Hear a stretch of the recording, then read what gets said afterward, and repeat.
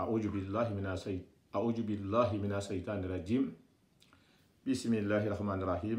السلام عليكم ورحمة الله وبركاته.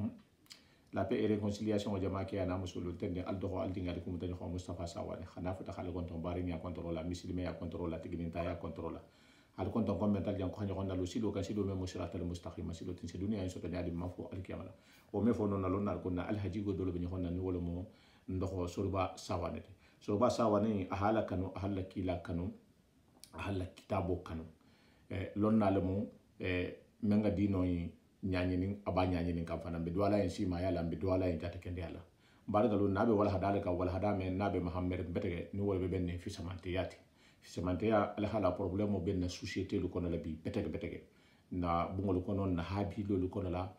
mbata fi samantiya ke kuti est ce que wolle mo fi samantiyati jam nada wala hadaye name inshallah albe fi samantiya yi a momenti alba lonale dom mo fi samantiyati jong asa fujon nyen ko fisamante albalon na nyen to mo la fisamante te menti mo se men fo onte de inshallah fisamante fa momenti albalon na le dal hawla hadayen na me na le hala me fa na kula tala nin kudo ba lu ngoto fanto ba ya kulu ani fisamante ya kulu inshallah asibule reflex la asibule mirala dani ba abaro tidina mo la satra menga fisaite fangati inshallah wa khafo nakaramo ke ni wala munna ustad bati surba Sawane mbafala ko bismillah hafu jama be ko salamullahi alaykum wa rahmatullahi khalaqa fasawa wa qaddara faada wa sallallahu wa sallama ala rasulih wa safiyhi min khalqihi sayidina wa sayyidi waladi adam نبينا محمد القائل ألا لا فضل لعربي على أزمي إلا بتقوى والقائل الناس سواسية كأسنان المست وصلى الله وسلم على آله وأصحابه أجمعين أما بعد وقال مبارين لهم بالكونتنا مصر ما يكونترول أني مبارين يكونترول أني سيجي نويا كونترول وقال بي ولا هذا من على ولا هذا منكا مبارين مونغني نكاروكي نين أدم الدنيا نين نسيال نيونتي ما في نكما ولا كندون ديندرو afin nga kumol kan donding arni wala hada man jamfa altala subhanahu wa ta'ala anatala nyinti alquran kolla suratu uzrat kono akoko inna akramakum indallahi atqakum albeto moho bunyarnge nta altala laman saya kono wala muhammun nasilan tante alanya ataltala subhanahu wa ta'ala asagita dallale alquran kolla tugum akoko la yaskharu qaumun min qaumin mohoma jele ya mirakita hafisatile asa an yakunu khayran minhum asekele no ya mohoma jele wanya wa hafisalati alaya وقال رسول الله صلى الله عليه وسلم altala lakila haim bangene monin kisobama akoko ala la fadla li arabiyyin ala a'zamiyyin illa bitaqwa akoko afo fismanteya man soto arabol yen si kutalukan fo alanya silanga dron ni silanta alanya tile ya fisa si kutaluti ni si kutalif silanta alanya ti wala hafisati atalan kila fanga bata arabo nyilleto wala atako karabulu ato kila sallallahu alayhi wa sallam ako hayna bangene moni kisobama akoko annasu sawasiyatu ka asnanil musti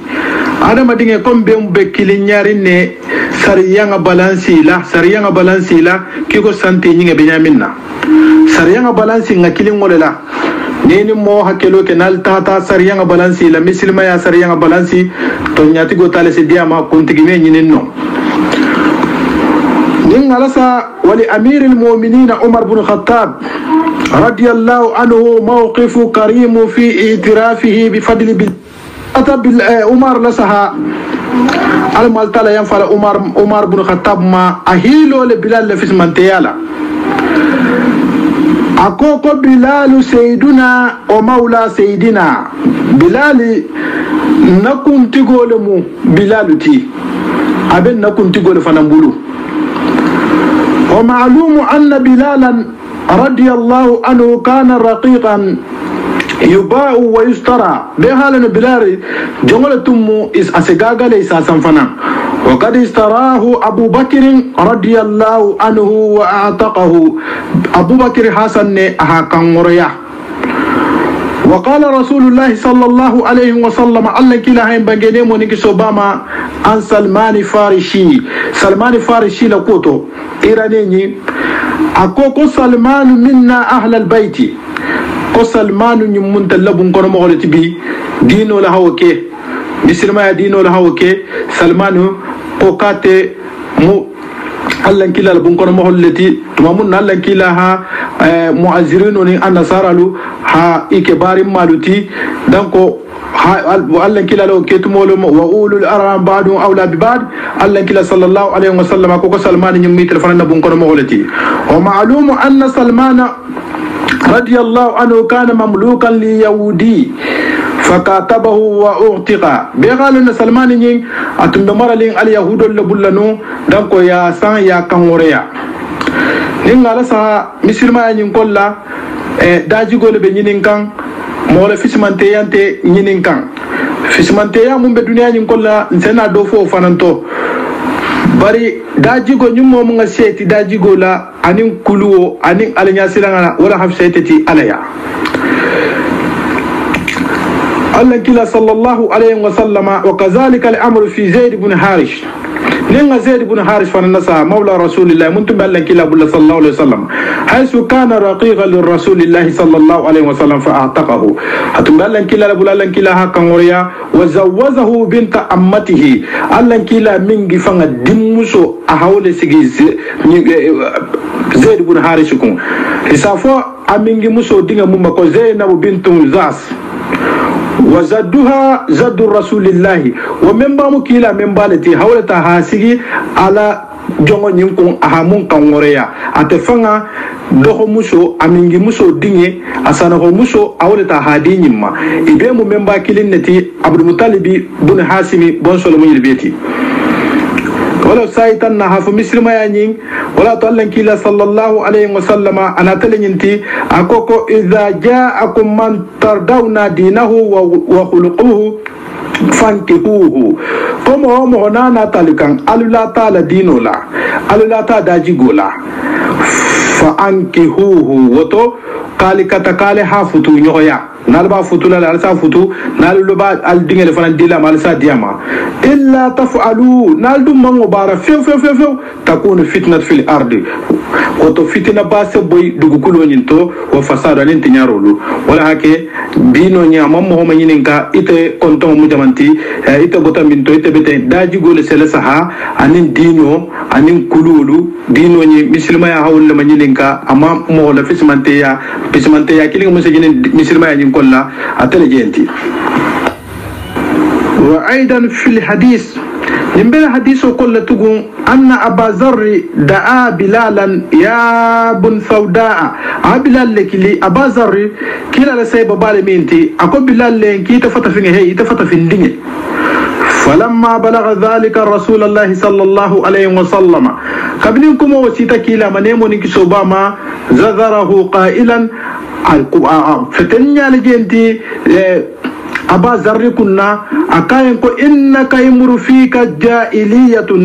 كيتمو مهمنتي جاهلية كول بيتو خمبي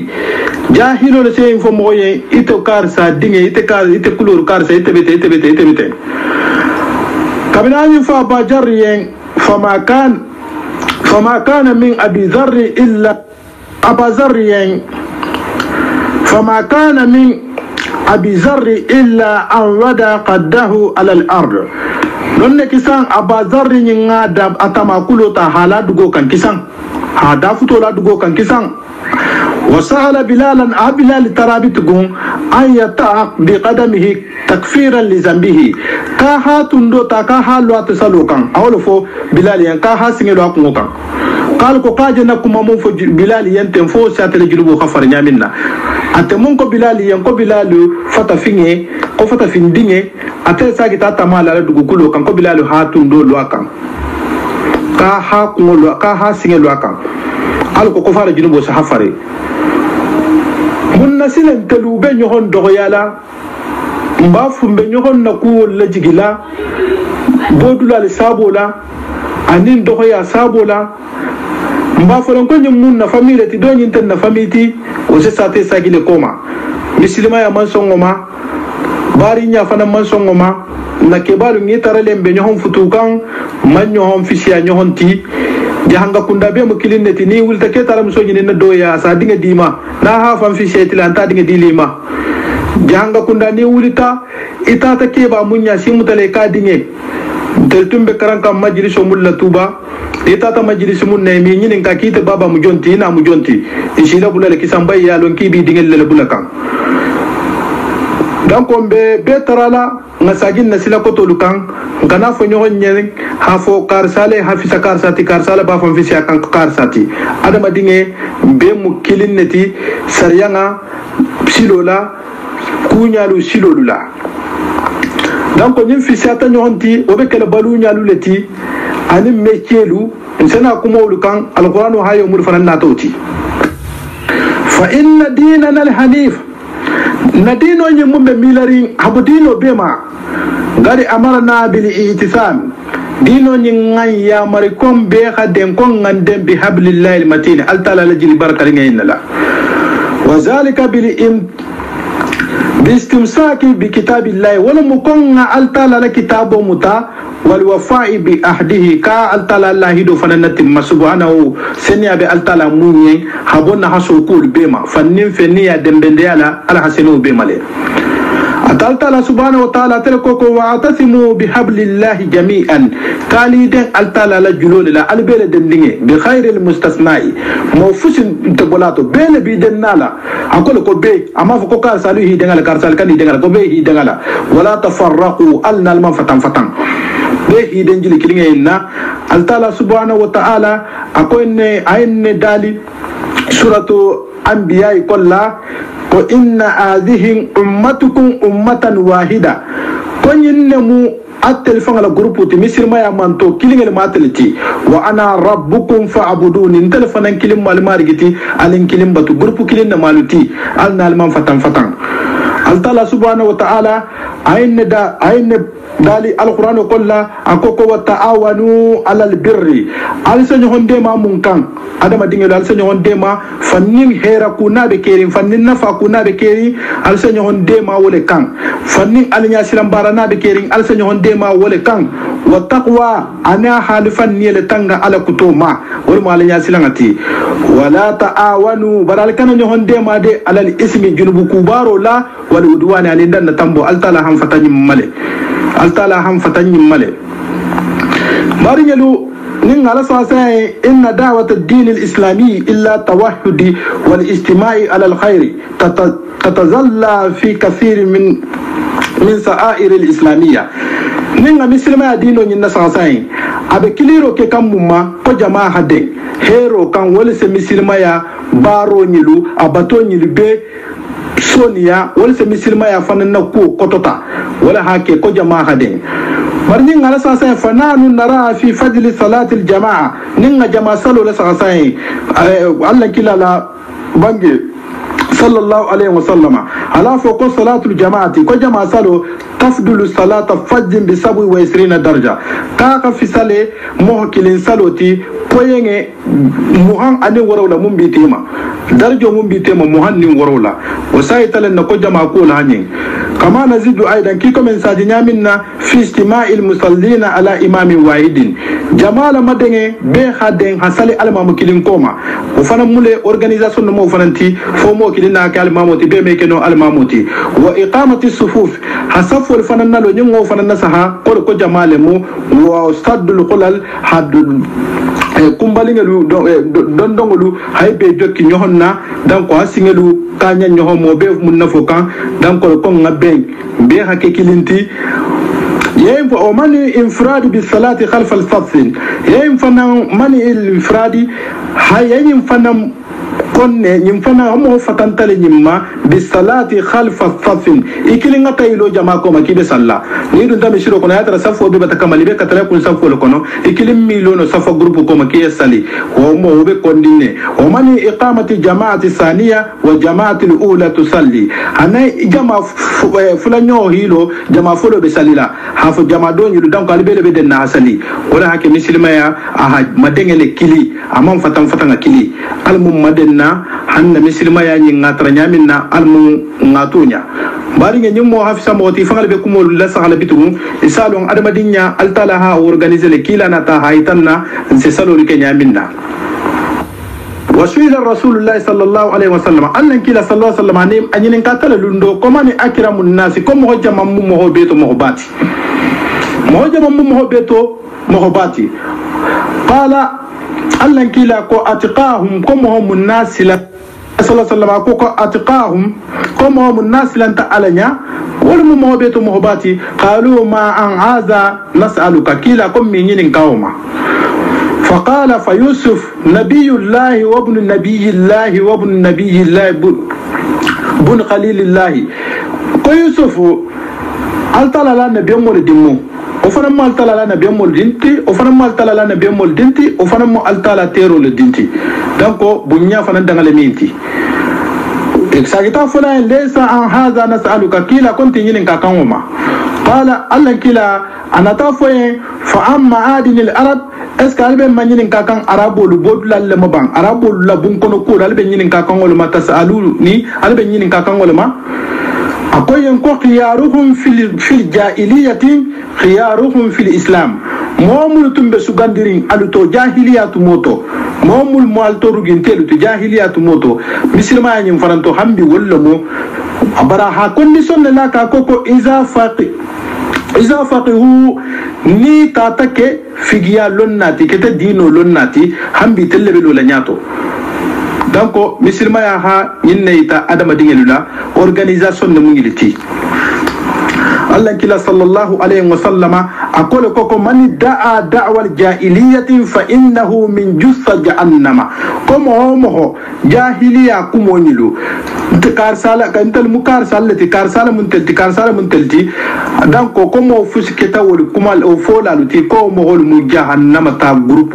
mo hollati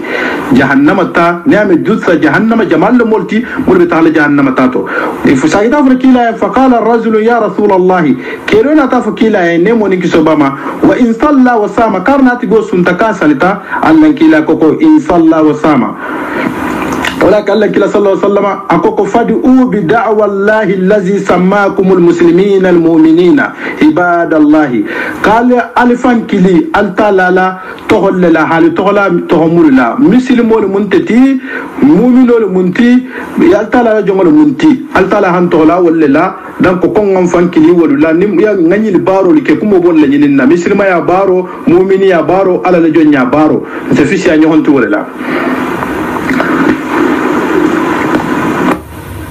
نبي الله إبراهيم أنا بابا آذر الطلاق فلما تبين له أنه عدو لله تبرأ منه كابناس بتحافظ بابا على جولتي أهي صوبو أهي كودنا بابا لكيسان موسى دياموين هسي باتي مو بابا لهديا هسي مو بيتي براي كودنا بابا لكونجا منا بس كما أجيكا بابا مو على جولتي وتو ibari diate nyawo nyani yaje ala jaholumu iman kailala kan iman ka de mala fusika nuhu fanan nasaha altala koko ya nuhu innahu laysa min ahlika innahu amalun khairu salih koko nyim fanan ti dinti mo dinge altala koko nyim ti dinti ibon sonten parce que ma ahbara kurngolete abara tabara kurngole la amam bara nyima ke bara nyima tanata hawle ke danko ibon sonte to bonso ini mohamulu hasutu wala minyinti mohamulu bila silo kan ibe mislima ya silo kan sutayawo dino sutiyal joti mumini ya sutiyal genti hafu kom baba mukar salati na ndiga mukar salati alquran haya fulu ndrom bata mo wasawto hafu kom mislima ya nyi daji gole be yilina ani alanya silanga نيار سها نبي الله نوح ونبي الله لوطي ورفلو الاسوار نيار سها إلى مسول من زيات امرأته ما يفلو لمسول لما فعل ضرب الله مثلا للذين كفروا امرأة نوح وامرأة لوط كانتا تحت عبدين من عبادنا صالحين فخانتاهما فلم يغنيا عنهما من الله شيئا نيو رسال القرآن وقال التالى كوكاها مثال لله مثال لله للذين كفروا مولي ملك كافرياتا امرأة نوح نمسو لا مثال التالى حول لا أني امرأة لوط أني لوطي لمسو ينفلو بمو النبي مبالة ملبي خانتاهم كانتا تاتا عبديني يلفلو تم بفطور النجوم فلالما من عبادنا صالح na jom fula jama jom fulo mun ni keta bara nyima kela luti na nabi mo fulo ri tumbe futuru ngollema fa khanatahuma danko ñili fulo xanna jom fulo ñili jam faale fallam yughniya anhuma min allahi shay'a ñili na nabi mo fulo ñilu ñili manno fusila butugum altala hamunna tege musulma e man kuno woto bitugum altala hayla musul halaki ni mukawa ku balati wala sayta mola wa kadhalika إن سابو هاكي انقطعت العلاقة بين فرعون وامرأته صالحة ولك تسابوتي فرعون فننا مسفتو من بيتما أكنت تسابو منولا نمفنا ما دولتي وضرب الله مثلا للذين آمنوا موهم الفرنتون والنياتا دون المكافر ولا مثال ولتي دون موهم الفرنتون والنياتا والفرن مثال والبينتي امرأة فرعون لمسو إذ قالت تمامنا أني مسو نغني فو ربي comme marigo rabbi ibn li indaka baytan marigo ko bungoy lonte yen arjanna kolla bungo lonte yen ibn li indaka baytan fil jannati bungo lonte yen iya ningol mu arjanna kolla altala india muminti india to mu makaniya tonten tawhid karamo holiya bari altala ko bungo lon yen arjanna kolla wan najini mbi tarala marigo yankisi min firawuna ma wa amali ana labaro ونجيني ينكشي تقوم من القوم الظالمين مهول مملك التوني كي لالوتي مسو فرعون لا مسو لكميتين لوتي لا مسو نين نوح لا مسو ولا من كما سيفاني لفو ولا حالك تا فرعون لا مسو وكتا مسلموتي داجي غول بي نين كان اوا فوتو نيو يانت نين كان مو مسيغرين كار سالكم انت بوتا كار سالتو انت كار سالتي وانت نين كان مسلما يانتو مون بي نين كان داجي غول مو ني بي فيسيالا موتي مبارني افيسيالاتي داجي غول لا ولا تالن كلا صلى الله عليه وسلم أكوكو أبغض الناس إلى الله ثلاثة أكوكو مومن أبو التالا يمهبتي أكوكو مغسبلمو وذكر منهم مبتغي في الإسلام سنة الجاهلية مومه جاهلية كومن تنبكيريا لساقي مسير ما يندو ساقي تابارو كلا ومهو كومن دي التالا هو كنتلو مهول كلا المنكسلا كوشفاهما sugulala do bije safayan konna haribun tawsi'a nimmal sugulati ka abili islamu la abali siwahu konta baba mu muslima yalati baban tanta bulla muslima ya kola إذا افتخروا بقيس أو تميم ثم منا نمهلي وسو بقيس خابيل باجنا ألن كلا بقوس مما عبد قوسي ألن كلا بقوس نمولما قتل جيغولا مهبال لمنيلتي مهمفز نيلتي جيغولا دنيا نقولا عن تميم نمكيلا لا قريش نقولتي داكو نمول بوسلو لتمامنا كنت لسافل دون كم بابا مونتي مسلمايا بابا من مسلم يالتي شغلala لكم ولا ميتي نال القرآن كون الله سها التالا أكوكو إن الله لا يحب كل مختال فخور التالا كفنتو با من دياين وشلا فن من دياين التالا أكو أسايتا إندال لا سورة الحديد كونو أكوكو ولا تفرحوا بما أتاكم كالك kana sewa fengela altala hamun dialuma nen altala hibo mohobato nonte altala ha godi badima nonte altala ha kallanke ya do dima mamundi doma ki kana sewa la ha do kunna ha itala ki tele tabe utakan wallahu altala la yuhibbu kulla mukhtalin fakhurin amman fanto bakilin kulina kanu amman wasula fanan kanu altala subhanahu wa ta'ala akoko ilamu qalihi londe annama li hayatu dunya laibun wa lahwun dunya to tago nyinta fuiti fotulun tulunga ni dia baro dron wa zinatun anin masito dron wa tafakhur anin wasu nyogonna dron wa takasura na hafengel la siya na fulol sapi nyon kan fili amwal godo to wal awlada nin digelu dunya tago mu indron neti bayin alquran kono la saha altala subhanahu wa ta'ala akoko ya ayyuhal ladzina amanu atar adama diga mul tongon yata wala yaskharu qaumun min qaumin mu'min jele muhoma modo me jele modoma asa ay yakunu minhu khayran minhu asikela no be mo majalla wonya ko la hafisat luti wala nisaa'u min nisa'i musufana mejele musuma asa an yakunna khayran minhunna asikela no ibe mo majalla wonya musumu ba musunyo majalla mu majalla kan wa hafsalati altala la daro le minti bila to goento fisiamu be altala yani mum bentel bulla jang kilinin titi Allah kila sallallahu alayhi wa sallama nimala hadithu doti mosi wasu kumulula akoko inna minal khuyala'i ma yubqidu Allah wa minha ma yuhibbu Allah fa amma al khuyala'u allati yuhibbu Allah akoko nimu wasula dori bije wasi altala diminne wasula doli fana bije wadi altala yenne fal iqtiyalu rajul nafsahu inda al-qital kemu nasi wasa fangala kelo tumoto jahado tumoto ahi wasu afangala mafo tonigo kelo wa ikhtiyaluhu inda sadaqatin anali wasu afangala tumomu na yato nyafola wa amma allati yubqidu Allah bar mun sa'alta la jisbo atigoma fa ikhtiyaluhu fil baghyin hi wasu ifangala bahammoto wal fakhri يعني والفخر أن وصف فننتو هي وصف فعلا والبيتو ولا هذا يمكن فهم القول النبي في غزوة الهنين نيكون نيك لولا صها الله كلا هي وصف على جمنا أكوك أنا نبي لا كذبا أنا ابن عبد المطلب أكو الله كلا فعاني فلو نيمو نيك سوباما كوني نيك لوتو نيمو لسا فهذا الفخر لم يكن على سبيل الاستئلاء نمانك الله كلا لا وسو نمانك kallanke ya nyin wasuti hafka ba fankoto ta kan mogolle kan almazmum munketa fankoto ta munketa mazmum fembe khuringati allan kila manko kelati وإنما كان لإظهار قوة أمام العدو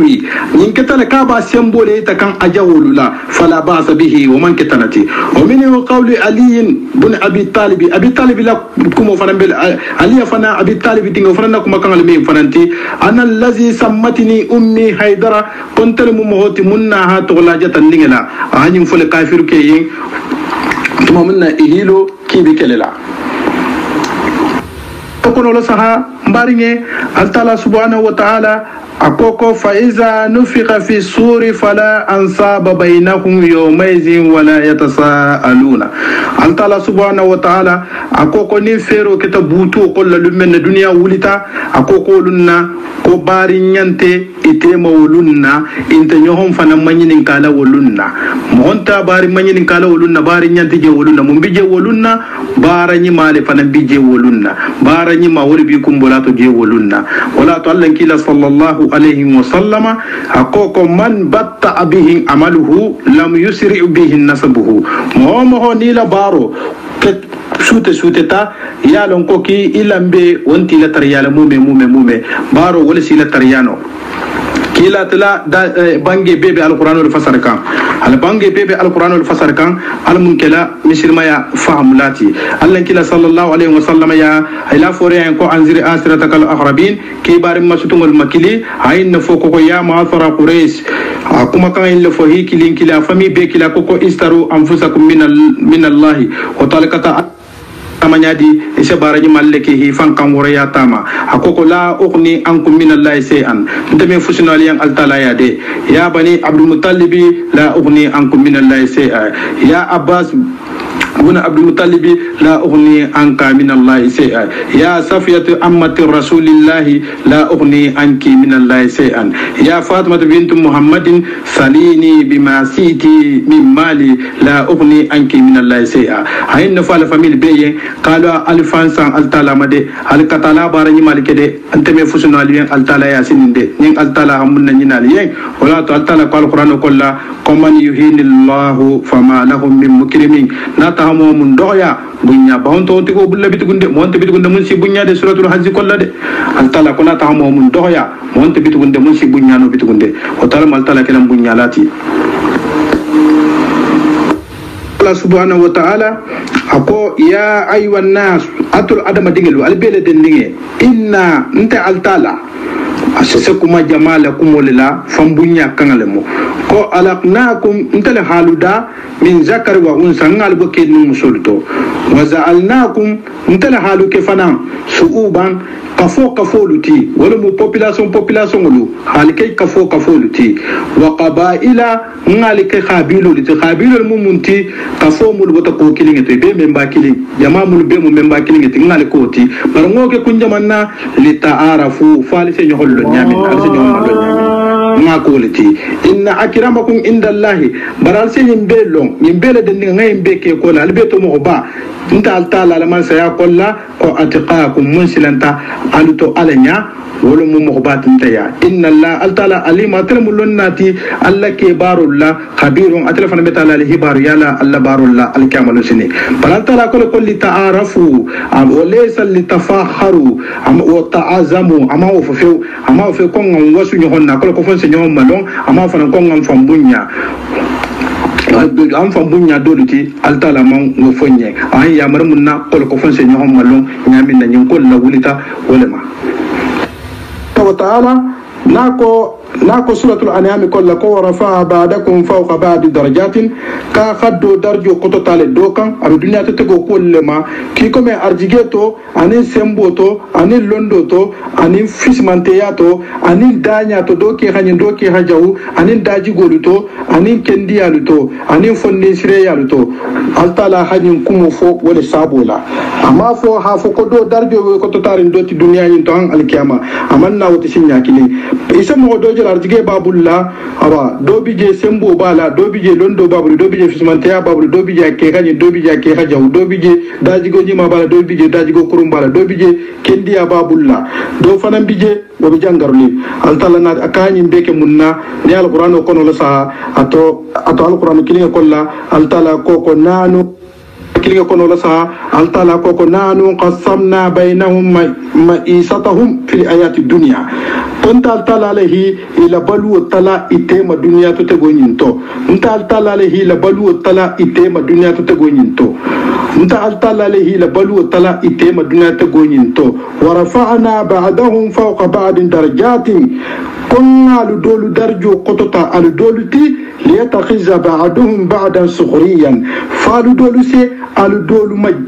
la bara yaminna al dolu se al dolu doya yaminna al dolu sa al dolu ma jele yaminna al tala hake o ke sabu jamanna parce que man balu nya kenya le moti hanyin kele al ko fonse balu no yaminna ni manke ku kutale de hafo ko kital hafsa kar sati al tala al qur'an hayo ya natati le saraha hala lanke ma yari per ana tawlati akoko nanu qasamna bainahum ma'isatahum ntale hayla balu tale tema fil hayati dunya ngarinte ya nyin kolla balu nya le talatan tema wonya ورفعنا بعدهم فوق بعد درجات نادول درجو كوتتا دوتي ولا مو هدول هرتجي كوتتا دوتي هدو دولو كوتتا دوتي هدو لكندي اسيا دوتي هدو كلنا تامن دو كلناتي التلا هو كلي قسمنا بينهم مئتهم الى بلونيا ولا تليتي موانيا ليتخذ بعضهم بعد صغريا فدول سي dolu la bara nyamina ni ya me ko kontre sigirin dubengala dole sigirin tilola altala be wala nyabo kan nyongonya hafo na halondo di mama di doma ko ka halondo di mumma ita hayso dungola ahikaran wala na hagodo di mama ngodo di mumma ko habara buri tigo bulla anna balunya le tarante mawnya unzuru kayfa faddalna ba'dahum ala ba'din wala al-akhirati akbar darajatin wa akbar tafdilan Allah subhanahu wa ta'ala akoko unzur kayfa faddalna ba'dahum ala ba'din dunya to gom alim balunya Allah sadron akoko unzur la saharoke kayfa faddalna ba'dahum ala ba'din ni dol fise dol tinyaminna harjigeto anin kenyato anin godoto anin londoto anin ko beto ni dol fise dol tinyaminna wala sadron dina to gonito borobe ko la koko wala al akhiratu bari al kamalu sinin ken wallahi akbar darajatin wala darjo habun min beti hari ta halondo soto doti nasilanta alayayti wala darjo khasiyati alaya nala jaji go khanyiti wala darjo khasiyati alaya hari la jongo mun bala barakan nasilanta alayayti wala hafisati alaya alqur'ano mu femunti ha anatala dino ni nyabo nyen betege akoko unzur la saharoke kayfa faddalna ba'dahum ala ba'd ala sahade ngi do fise do tinyamina dunata go kolla ni la balu tala kola nga do fise do tinyamina do barala do bulla do be do jonyala do be do talibiyala do be do kelete do be do kelekte bara koko ولا الآخرة بر لبنا سو نور مال كامتي أكبر درجات ولا درجة خشيان بيتي وأكبر تفضيلا وفنا في سمن تياها بني بيتي المون في سمن تيالا ولوملي المو درجة بافن ديلا مولوني التالا كوكو يرفع الله الذين آمنوا منكم والذين أوتوا العلم درجات الله سبحانه وتعالى أكوكو يرفع الله الذين آمنوا منكم الله سمعوا القطو تالي مهمولو ni itongonde ya taluto wallazina ni muhamul utul ilma darajo di londo di tamulma darajatin asolle ko kotota har janne muhammad be karandi ni tate bol talla biro kolla itabe menace likela duna tagoni altala kolon na kawle darajo kotota moti muhammad naman karang ani muhammad tongonde ata awle darajo kotota alkamalu sini almu misilma ya almun kala fa mulati dino ni almun kala fa mulati hafu karsa darajo ko tarin kan sati altala kawo kala hanna balunya talantema wol moti donc ni moyente munni wa bara moyente gol bulla sadaqallahu alazim وبلغ رسولنا الكريم بي ورا دا نجام parce que kuma kam mulmi ni ko kiyata kan isesiya kan almun keledino famulati bi dimasi almu someni prochaine alma dialanna hamme jarul kenyin tahrin tari ba fulani ko assalamu minallahi alaykum wa rahmatullahi ta'ala wa barakatuhu nakeba ni wal mudumbiati hani tamanate hani yunusasi hani mustafa sawane hani nakar mohlu ni wal muhammad amin danwati hata